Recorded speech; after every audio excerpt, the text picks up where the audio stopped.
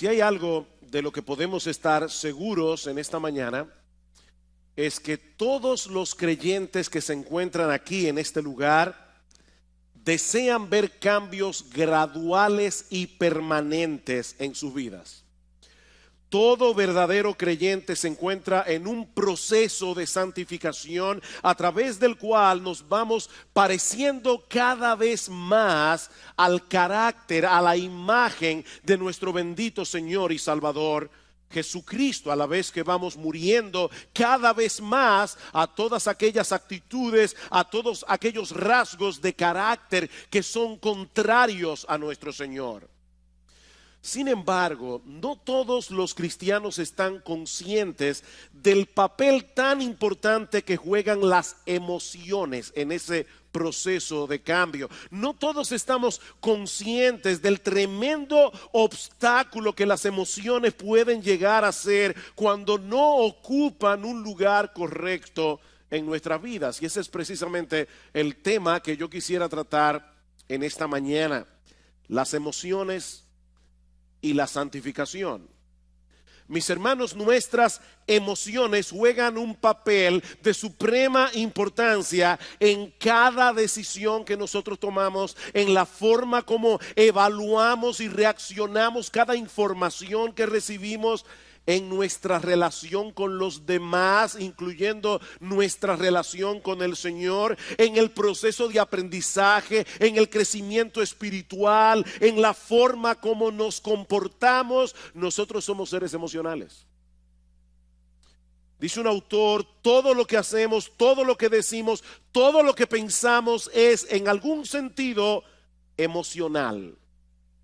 De hecho, constantemente nosotros nos encontramos revelando lo que hay en nuestros corazones en forma o en función de nuestras emociones. ¿Cuántas veces nosotros decimos me siento de esta o de aquella manera? Todo el tiempo. Ya yo no me siento igual con respecto a esta persona. No me siento igual que antes. Somos seres emocionales. Eso es parte, mis hermanos, de lo que somos, como fuimos creados a imagen y semejanza de Dios. Ahora, ¿cómo funcionan nuestras emociones? Ese aparato emocional que Dios colocó en nuestras almas, ¿cómo funciona? ¿Podemos nosotros ejercer algún tipo de control sobre nuestras emociones? ¿O somos más bien controlados por ellas? ¿Cómo debe ser la interacción entre nuestras emociones y nuestra razón? Si han visto ustedes seguramente muchas veces en esta situación de saber con la cabeza que tienen que hacer algo, pero en el corazón no tener el menor deseo de hacerlo. ¿Cuál de las dos facultades debe ir sentada en el asiento del conductor? ¿La razón o las emociones? Bueno, esas son algunas de las preguntas que yo quisiera responder en esta mañana, y no tengo ningún texto específico que vamos a estar exponiendo. Vamos a ver una perspectiva bíblica general del manejo de las emociones, comenzando con una perspectiva del funcionamiento de nuestras emociones. ¿Cómo funcionan nuestras emociones? Bueno, para responder esa pregunta tenemos que entender que nosotros somos seres emocionales porque fuimos creados a imagen de un Dios emocional. Como decíamos hace un momento, Dios tiene emociones, Dios siente emociones. Solo que a diferencia de Dios, nosotros somos seres compuestos. Dios es solo espíritu, nosotros somos cuerpo y alma. Nosotros tenemos una parte material que es el cuerpo, tenemos una parte espiritual que es el alma, y esa parte material interacciona con la parte espiritual en una forma increíblemente misteriosa. Nosotros no podemos entender de ninguna manera cómo es que interactúan en nosotros el cuerpo y el alma. Por ejemplo, estás triste. ¿Dónde está esa tristeza? ¿Dónde radica? Radica en el alma. Pero esa tristeza que radica en el alma te lleva a llorar con lágrimas físicas que tú puedes palpar. Eso activa tu glándula. Yo no sé cómo se llama eso, pero las glándulas lacrimales. Y es algo puramente espiritual. Un temor extremo te puede paralizar, te puede dejar sin voz. Un fuerte sentido de culpabilidad puede enfermarnos. Probablemente eso fue lo que le pasó a David cuando dice en el Salmo 32 que mientras él cayó su pecado con Betsabé, se envejecieron sus huesos. Y dice David, se volvió mi verdor en sequedades de verano. David se consumió físicamente por causa de su pecado. Ahora, noten algo muy importante aquí. En todos estos ejemplos que yo acabo de dar de reacciones emocionales, existe una condición previa que nosotros evaluamos y a la cual reaccionamos, y eso produce emociones. En otras palabras, nuestras emociones tienen una estrecha relación con nuestra percepción o con nuestra evaluación de las cosas. Esa percepción puede ser real, puede no ser real, pero el hecho de que nosotros percibamos la realidad de cierta manera es lo que produce en nosotros una reacción emocional. Por ejemplo, el sufrimiento del Señor Jesucristo en el huerto de Getsemaní era real, causado por la perspectiva de un dolor real.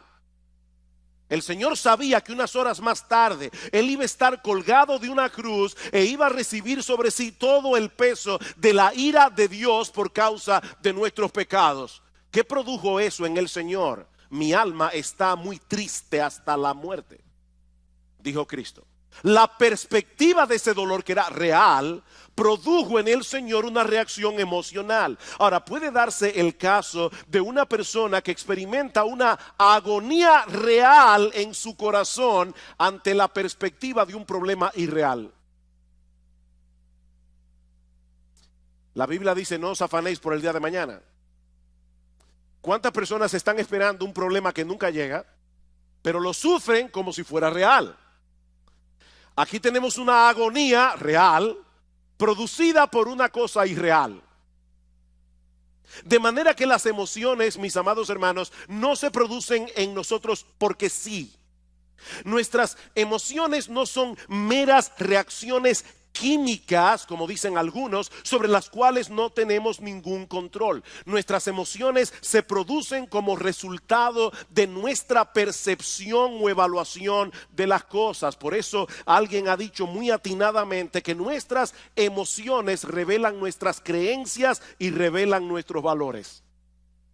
Nuestras emociones revelan nuestras creencias, revelan nuestros valores. Yo no tengo temor de perder aquello que a mis ojos tiene poco o ningún valor.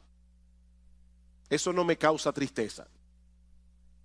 Así que aquello que te causa una profunda tristeza es lo que revela dónde están tus valores. ¿Qué es lo que tú colocas por encima de lo demás? Yo no me airo por lo que no me importa. Las emociones siempre tienen un objeto en la mira que a nuestros ojos posee algún valor. Brian Borgman dice, por ejemplo, pensar en la ira no produce ira. Vamos a suponer que usted está en la universidad, están dando una clase sobre la ira. Eso no produce ira. Pero pensar en el aborto sí lo produce. ¿Se dan cuenta?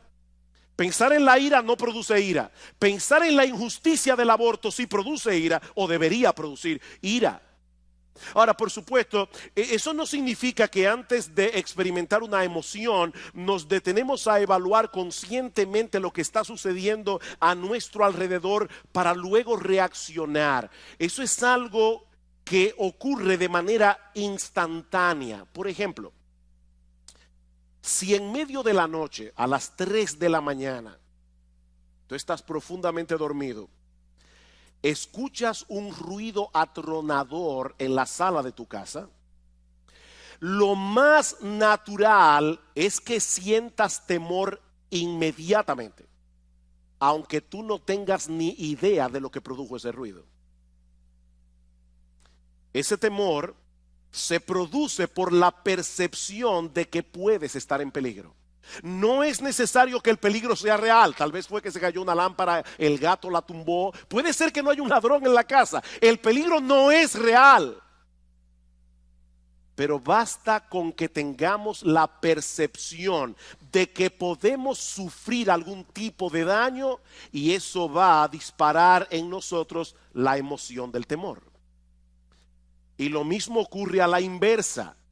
Un individuo puede estar tan seguro de que van a darle un aumento de sueldo que él ya lo está disfrutando sin tenerlo en la mano, aunque al otro día lo boten de la empresa. Y eso lamentablemente pasa muchas veces. O puede suceder que un individuo esté tan seguro de que la muchacha que le gusta le va a decir que sí, que él ya está experimentando la emoción de la boda. Pero resulta que ella le dice que no. Es así como funcionan nuestras emociones. El objeto de nuestra esperanza puede ser una mera ilusión, pero causa una emoción real. Ustedes recuerdan, luego de la victoria de Saúl contra el pueblo de Amalek, que Samuel mandó a llamar al rey Agag, a quien Saúl le había perdonado la vida, a pesar de que Dios le había dicho explícitamente que lo matara. Dice la Biblia en 1 de Samuel capítulo 15 versículo 32, que Agag vino delante de Samuel alegremente, pensando dentro de sí que el peligro había pasado. Unos minutos más tarde fue descuartizado. Su alegría fue real, pero su perspectiva de la realidad no lo era. Y eso nos lleva de la mano a nuestro segundo encabezado. Ya vimos, yo espero que se haya podido entender cómo funcionan las emociones, cómo se disparan las emociones. Bueno, veamos ahora en segundo lugar nuestra responsabilidad en el control de las emociones. Nuestra responsabilidad en el control de las emociones. Mis hermanos, si nosotros partimos de la presuposición de que nuestras emociones son impulsos primitivos o meras reacciones químicas sobre las cuales no tenemos ningún control, entonces nosotros no somos responsables por las emociones que experimentamos.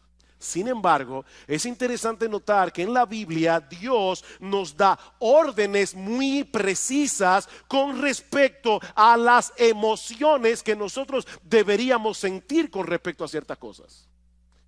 Dios nos da órdenes emocionales. Por ejemplo, en Deuteronomio capítulo 6, versículo 5.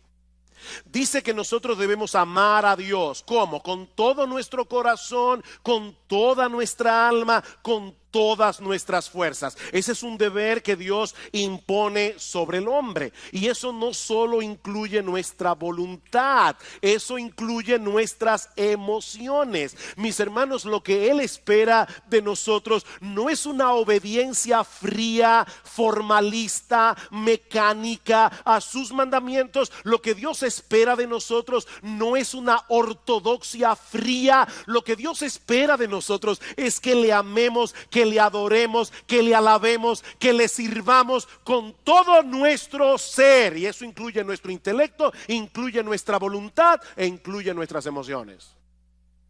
¿Qué dice el Salmo 100?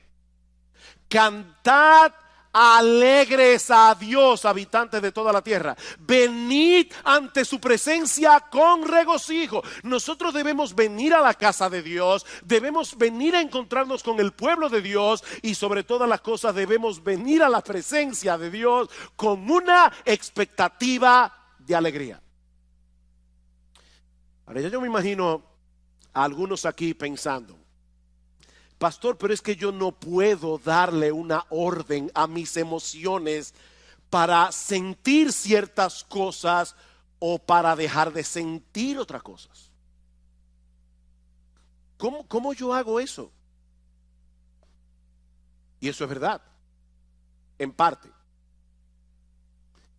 Yo no puedo decirme a mí mismo, si estoy, ¿verdad?, frío, apático, y voy a la iglesia, vengo para la iglesia, yo no puedo decirme a mí mismo: voy a tener gozo, voy a tener gozo, voy a tener gozo. De paso, eso suele matar el gozo. Cuando tú te levantas por la mañana y dices yo tengo que tener gozo, eso no te va a producir gozo. Ahora, noten algo interesante en ese texto de Deuteronomio 6 que yo acabo de citar. Dice el Señor, amarás, ¿verdad? Amarás al Señor tu Dios con todo tu corazón, con toda tu alma, con toda tu mente. Y luego el pasaje continúa diciendo, y estas palabras que yo te mando hoy estarán sobre tu corazón, y las repetirás a tus hijos, y hablarás sobre ellas estando en tu casa y andando por el camino y al acostarte y cuando te levantes, y las atarás como una señal en tu mano y estarán como frontales entre tus ojos, y las escribirás en los postes de tu casa y en tus puertas. En otras palabras, ese amor de Dios se nutre del conocimiento que nosotros obtenemos acerca de Dios por medio de su revelación. Para amar a Dios con todo nuestro ser, alma, intelecto, voluntad, emociones, necesitamos información fidedigna acerca de Dios. Una información que, según este texto, nosotros debemos traer continuamente a nuestras cabezas y a la mente de nuestros hijos. En otras palabras, hay una relación estrecha entre nuestras emociones y nuestro conocimiento. Hay una relación estrecha entre nuestras emociones y nuestro proceso de pensamiento. Por ejemplo, Salmo 18, versículos 1 al 3, dice el salmista: yo te amo, Jehová, fortaleza mía. Jehová, roca mía y castillo mío, mi libertador, Dios mío, fortaleza mía, en él confiaré, mi escudo y la fuerza de mi salvación, mi alto refugio. Invocaré a Jehová, quien es digno de ser alabado, y seré salvo de mis enemigos. Estas expresiones de amor de parte del salmista surgieron de una percepción adecuada de Dios, fruto de la percepción y del conocimiento verdadero que el salmista tenía acerca de Dios. Dios es un refugio, Dios es un castillo en el cual podemos escondernos en tiempos de aflicción. Y lo mismo podemos decir acerca del amor al prójimo. Los dos mandamientos más importantes son: amarás al Señor tu Dios y al prójimo como a ti mismo.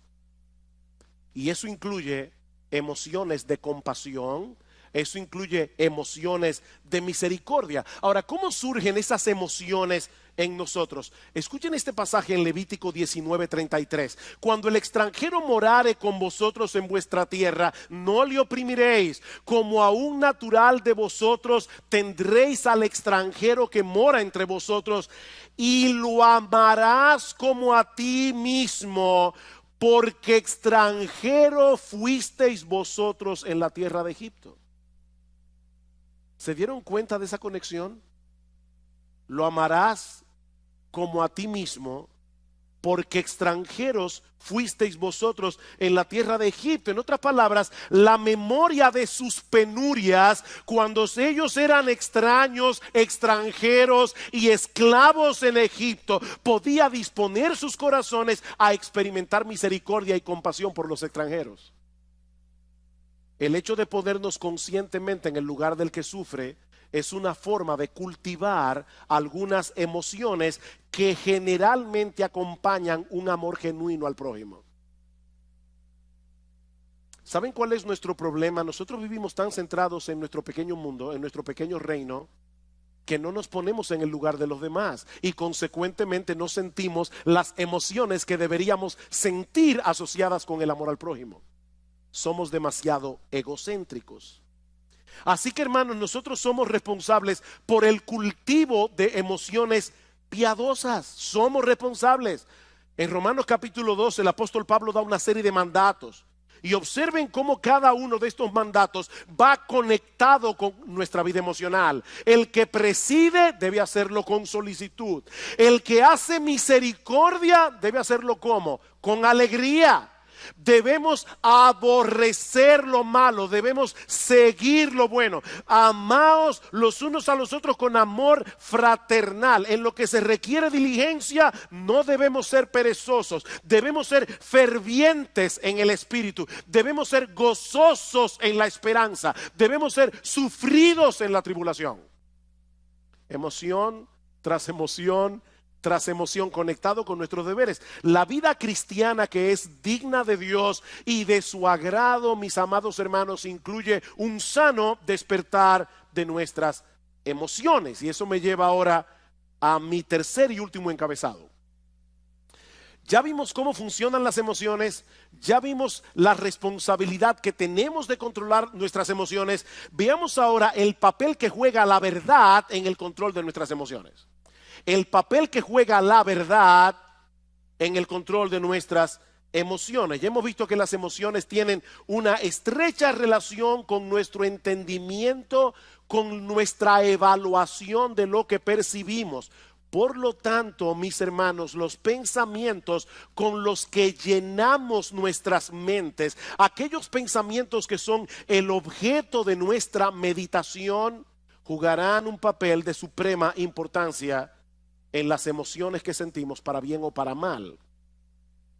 Por eso Pablo dice en Romanos capítulo 12 que nosotros no debemos conformarnos a este siglo, sino que debemos ser transformados por medio de la renovación de nuestro entendimiento. El proceso de santificación en la vida cristiana tiene como centro operativo nuestro entendimiento, no nuestras emociones.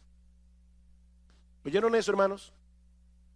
El proceso de santificación tiene como centro operativo nuestro entendimiento, no las emociones. Nosotros llegamos a la vida cristiana con muchas mentiras en nuestras mentes que ahora deben ser gradualmente desplazadas por la luz de la verdad de Dios revelada en su palabra. Eran estas mentiras las que estaban detrás de todo comportamiento pecaminoso y de toda emoción pecaminosa. Vamos a Efesios capítulo 4, versículo 17.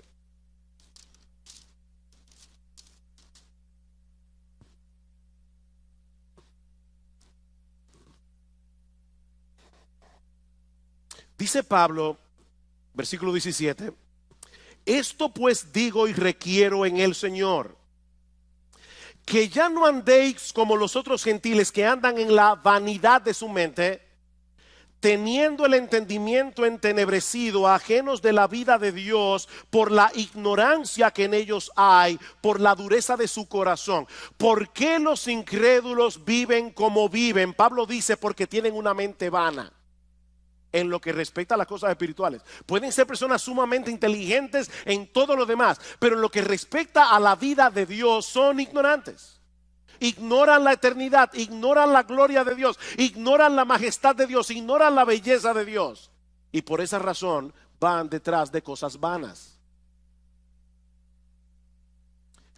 Tim Chester dice, nosotros pecamos porque creemos la mentira de que estamos mejor sin Dios, de que sus reglas son opresivas, de que seremos libres sin Él, de que el pecado ofrece más que Dios. Es una forma equivocada de pensar que produce emociones equivocadas y un patrón de vida equivocado. Más adelante dice Chester, no mucha gente se ve a sí misma como alguien que cree mentiras.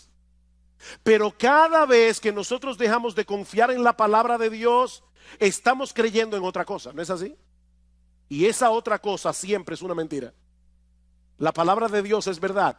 Todo lo que tú crees que es contrario a la palabra de Dios es una mentira. Y esa mentira va a producir en ti pecado. Y mis hermanos, esto es algo crucial. Recuerden que nuestras emociones dependen de nuestra percepción de la realidad.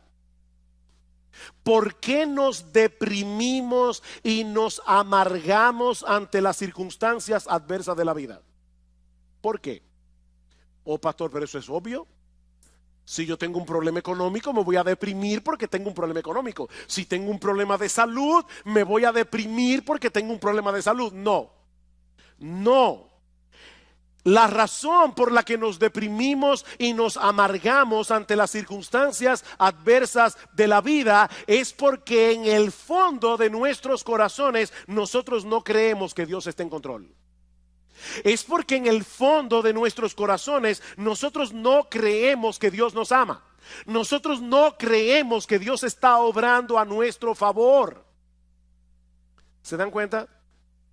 Y no importa lo que tú digas con tu boca acerca de lo que tú dices creer. No, tu vida emocional revela qué es lo que tú realmente crees. Alguien decía que hay una brecha, un abismo entre lo que nosotros creemos en teoría y lo que creemos en la práctica. Hay una brecha allí. Déjenme ponerles un ejemplo. Y quiero ser lo más práctico que yo pueda, por eso estoy poniendo muchos ejemplos en esta mañana, porque este no es un tema fácil de entender, no es algo tan fácil de agarrar conceptualmente. Basado en la enseñanza de Pablo en la carta a los Colosenses, una de las cosas que Pablo nos dice en esa carta es que nuestra identidad está en Cristo y que nosotros estamos completos en Él. Colosenses capítulo 2, versículo 9 al 10. Eso quiere decir, mis amados hermanos, en términos bien prácticos, que nosotros no tenemos que tratar de probarle nada a nadie. Nosotros no tenemos que tratar de impresionar a nadie con nuestro desempeño, porque nuestra valía no depende de nosotros, depende únicamente de Cristo. Únicamente. De hecho, como decíamos cuando predicamos la serie de Colosenses, nosotros ni siquiera tenemos que tratar de impresionar a Dios, porque ya Jesús lo impresionó por nosotros. Ahora bien, un creyente puede estar aquí hoy en la mañana escuchando esto que yo acabo de decir como una declaración, nuestra valía, nuestra identidad, todo está en Cristo, nosotros estamos completos en Cristo. Un creyente puede estar aquí hoy, ahora mismo, en esta mañana, y estar asintiendo a esta enseñanza bíblica con todas sus fuerzas. Si nuestra identidad está en Cristo, o como dice Pablo en el capítulo 3 de Colosenses, nuestra vida está escondida en Él. Pero resulta que mañana, cuando este individuo que está aquí sentado hoy llega a su trabajo, le dan la información de que él ha sido despedido. Era un trabajo muy bien remunerado en una empresa muy reconocida. Ahora, esta persona tiene buenos ahorros, ha recibido una abundante remuneración por sus prestaciones laborales. Sin embargo, ahora se siente profundamente abatido, profundamente deprimido, porque en su mente él ha perdido su razón de ser en la vida. Antes él era alguien, porque él trabajaba en esta empresa tan reconocida. Pero ahora él se siente como un don nadie, más digno de compasión que de respeto. ¿Saben por qué? Porque en la mente de ese individuo, no importa la teología que él decía con la boca, en la mente de este individuo su identidad no depende de Cristo, depende de sus logros personales. Y eso le puede pasar a un padre. O sea, su identidad depende de que la gente lo reconozca como un buen padre. Una madre, su identidad depende de que la gente la reconozca como una buena madre. Y por supuesto, cuando sus hijos hacen una de las suyas, sobre todo públicamente, delante de todo el mundo, su universo se desmoronó, porque toda su identidad descansaba en esa identidad que esa persona había forjado. Ahora fíjense, este individuo que perdió el empleo, él sigue siendo cristiano, ¿verdad que sí? Él es creyente, solo que ahora es un creyente desempleado, de manera que su identidad primaria no ha cambiado, sigue siendo exactamente la misma. Él es un pecador salvado por gracia, justificado por la fe en la persona del Señor Jesucristo. El problema es que él todavía continúa sintiendo la necesidad de probar algo. No sé si se dan cuenta de lo que estoy tratando de explicar aquí. Él está tratando de probar algo, de justificarse ante los demás, o de justificarse ante sí mismo, cuando lo cierto es, mis amados hermanos, que nosotros no tenemos nada que probar. Cristo es nuestra identidad y eso no cambia con las circunstancias. ¿Ven ustedes, mis hermanos, cómo la mentira obra en nosotros? Así que si queremos ver cambios en nuestras vidas y llegar a ser emocionalmente estables, necesitamos que la verdad de Dios revelada en su palabra continúe desplazando las mentiras de nuestros corazones. Dice Tim Chester, la santificación consiste en hacer cada vez más pequeña la brecha que hay entre nuestra fe confesional y nuestra fe funcional. Nuestra fe confesional, lo que tú dices creer, tu teología, con lo que tú realmente crees en la práctica. Y más adelante, él añade, tratar de cambiar únicamente nuestra conducta no funciona, porque las mentiras que crearon esa conducta continúan allí todavía. Vamos al Salmo 119. Salmo 119. Ustedes conocen que este salmo tiene como tema central la palabra de Dios. Esto es un poema de amor a la palabra de Dios. ¿Qué dice el salmista en el Salmo 119? Versículo 25. Abatida hasta el polvo está mi alma. Vivifícame según tu palabra. ¿Qué puede sacarte de ese abatimiento? La verdad de la palabra de Dios. Versículo 28. Se deshace mi alma en ansiedad. ¿Qué debo hacer? ¿Tomar un ansiolítico? No, susténtame según tu palabra. Versículo 49. Acuérdate de la palabra dada a tu siervo, en la cual me has hecho esperar. Ella es mi consuelo en mi aflicción, porque tu dicho, lo que tú dices, Señor, que es la verdad verdadera, es lo que me ha vivificado. Versículo 92. Si tu ley no hubiese sido mi delicia, ya en mi aflicción hubiera perecido. Nunca jamás me olvidaré de tus mandamientos, porque con ellos me has vivificado, con la palabra de Dios. Versículo 111. Por heredad he tomado tus testimonios para siempre, porque son el gozo de mi corazón. Mis hermanos, ¿qué es lo que el salmista está diciendo aquí? Que es la verdad de Dios revelada en su palabra la que nos hace libres. Es la verdad de Dios revelada en su palabra la que nos consuela. Es la verdad de Dios revelada en su palabra la que levanta nuestra alma abatida. Es la verdad de Dios revelada en su palabra. Es el evangelio, mis hermanos, lo que nos hace libres. Es la verdad revelada en la palabra de Dios la que debe ir sentada en el asiento del conductor de nuestras vidas, no las emociones.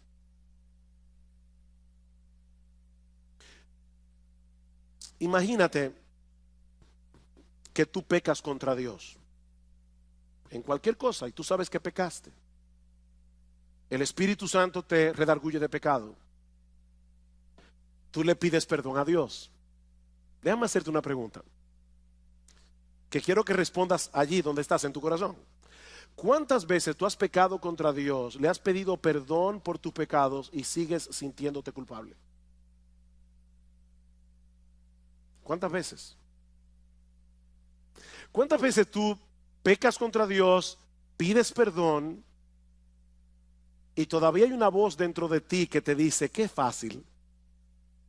Después que hiciste lo que te dio la gana, ahora tú quieres venir delante de Dios para que te perdone.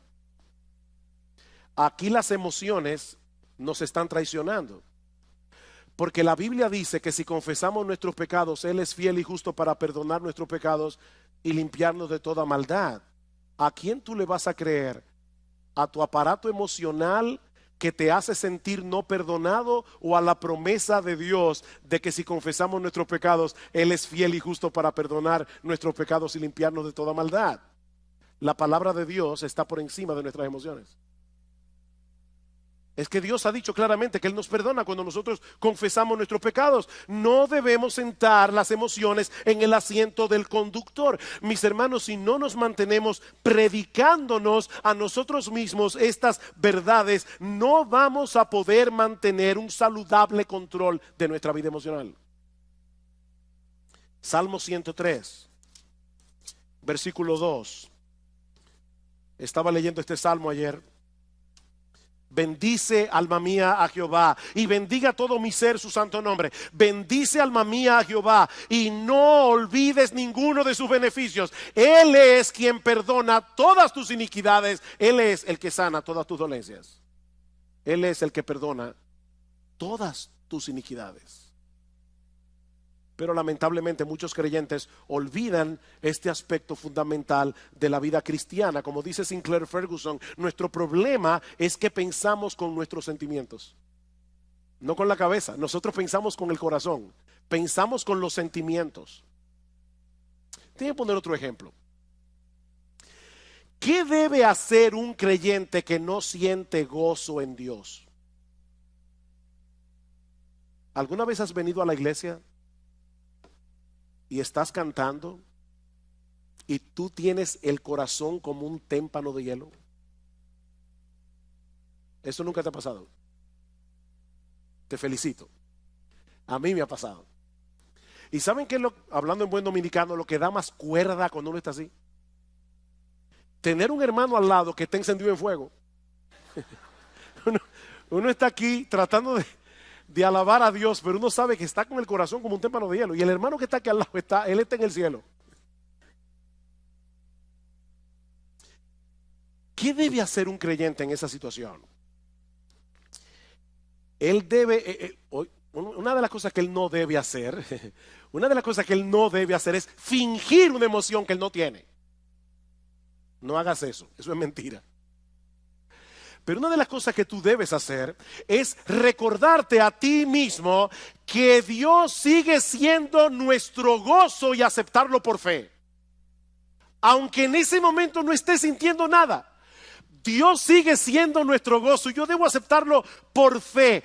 Tu gozo no va a retornar pensando en el gozo o deseando el gozo, sino enfocándote en las verdades acerca de Dios reveladas en su palabra. Es mirando a Dios, no al gozo.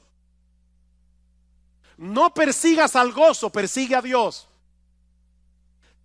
¿Cómo yo persigo a Dios? Enfocando mi mente en lo que Él me ha dicho que Él es en su palabra. Y yo voy a comenzar a recordar atributo tras atributo tras atributo de lo que Dios revela de sí mismo en su palabra hasta que mi corazón comience a arder otra vez. Y puede ser que eso no pase inmediatamente. Eso puede tomar horas, eso puede tomar días, pero nosotros vamos a estar luchando con el ángel hasta que Él nos bendiga. ¿Te sientes temeroso porque tú no tienes el control de muchas cosas que pueden ser una amenaza eventual en tu vida? Recuerda que nuestro Dios es grande y todopoderoso. Todas las cosas que existen fueron creadas por Él y Él está en control de todas y cada una de ellas. Dice en Mateo capítulo 10 versículo 29 al 31 que no se cae un pajarito del cielo sin que la voluntad de Dios así lo permita. ¿Saben lo que ocurre cuando no confiamos en el control soberano de Dios? Que entonces nosotros trataremos de asumir ese control en una forma pecaminosa, ya sea tratando de dominar por la fuerza a los demás o de manipularlos. La manipulación no es más que un intento de tomarle a Dios el control. Yo quiero controlar a las personas a mi alrededor. Otro ejemplo. ¿Te has dado cuenta que muchos de los pecados que nosotros cometemos tienen que ver con nuestro afán de obtener la aprobación de otros o por temor a que otros te rechacen? ¿Tú te has dado cuenta de ese movimiento de tu corazón? La Biblia le llama a eso temor a los hombres. Y en Proverbios capítulo 29, versículo 25, dice que el temor a los hombres es como un lazo que nos esclaviza. Ese es un problema muy común que se manifiesta de muchas maneras. Por ejemplo, susceptibilidad a la presión de grupo. Necesitar que las personas me den algo, cariño, respeto, admiración, preocupación por nuestra autoestima, llenarte de compromisos porque no sabes decir que no. Eso es temor a los hombres. pequeñas mentiras para lucir bien delante de los otros, compararte con otras personas, sentir temor de compartir el evangelio. Eso es temor a los hombres. ¿Cómo podemos lidiar adecuadamente con el temor a los hombres? Bueno, la psicología humanista nos aconseja aumentar nuestra autoestima, y lamentablemente muchos creyentes han caído en esa trampa. Pero eso no resuelve el problema, sino que lo complica. Porque en realidad la baja autoestima no es otra cosa que una elevada autoestima disfrazada. ¿Tú oíste eso? La baja autoestima es una elevada autoestima disfrazada. Déjeme explicar eso, porque sé que veo la cara de algunos mirándome así como con una cara de signo de interrogación. Una persona puede ser muy tímida, le da temor abrir la boca, y algunos dicen es que el pobre tiene una baja autoestima. No. La razón por la que él o ella es tímido es porque se estima tanto que él tiene miedo de abrir la boca y confirmar ante los demás que es un tonto. Es mejor callarse y dejar que las personas sospechen que tú eres un tonto, abrir la boca y confirmar que lo eres.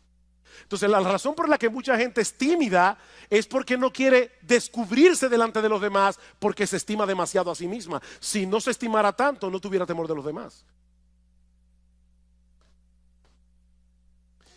En el fondo, nuestro problema con todas esas cosas que yo he mencionado es que estamos creyendo que no tenemos el estatus que creemos merecer. Alguien dice: nosotros elevamos deseos que a menudo son buenos en sí mismos, el deseo de ser amado, el deseo de afirmación, el deseo de respeto. Elevamos eso al nivel de necesidades sin las cuales pensamos que no podemos tener una vida equilibrada. Hablamos de necesitar la aprobación y la aceptación de otros cuando nuestra verdadera necesidad es glorificar a Dios y amar a las personas. Esa es tu verdadera necesidad, glorificar a Dios, no que la gente viva para ti. ¿Cuál es el remedio para el temor a los hombres? El temor a Dios.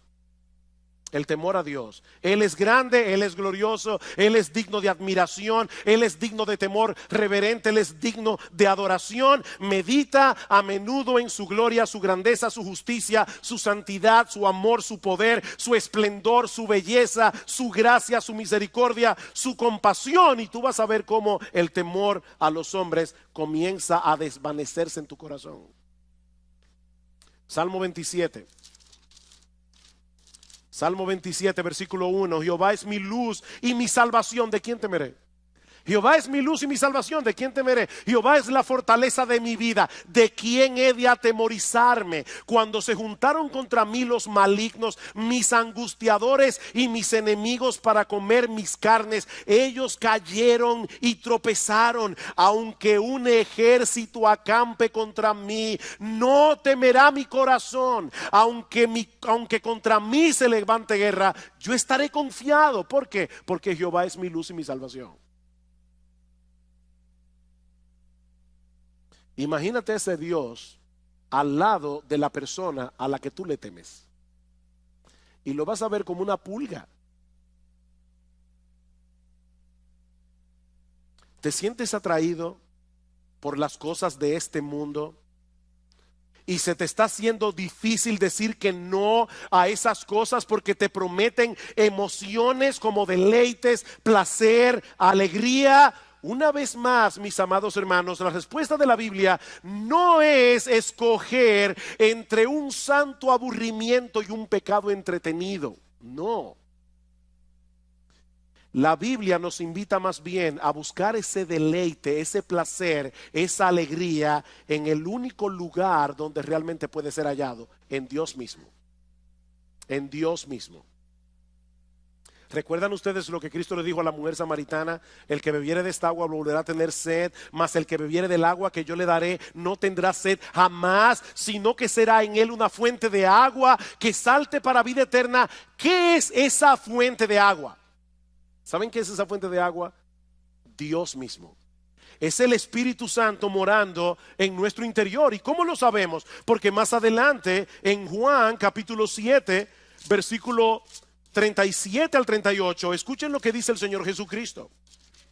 En el último y gran día de la fiesta, Jesús se puso en pie y alzó la voz diciendo: si alguno tiene sed, venga a mí y beba. El que cree en mí, como dice la Escritura, de su interior correrán ríos de agua viva. ¿Qué le dijo a la samaritana? El que bebiere de esta agua volverá a tener sed. El que bebiera del agua que yo le daré no tendrá sed jamás, sino que será en él una fuente de agua que salte para vida eterna. ¿Cuál es esa fuente de agua? Versículo 39. Esto dijo del Espíritu que habrían de recibir los que creyesen en él. Es Dios por su Espíritu morando en nuestro corazón. Es una fuente de agua que salta para vida eterna. Los deleites de este mundo no perduran. Nosotros fuimos creados para disfrutar de un deleite más profundo y perdurable, el deleite de conocer a Dios y de tener comunión con Él. Alguien decía que cada vez que nosotros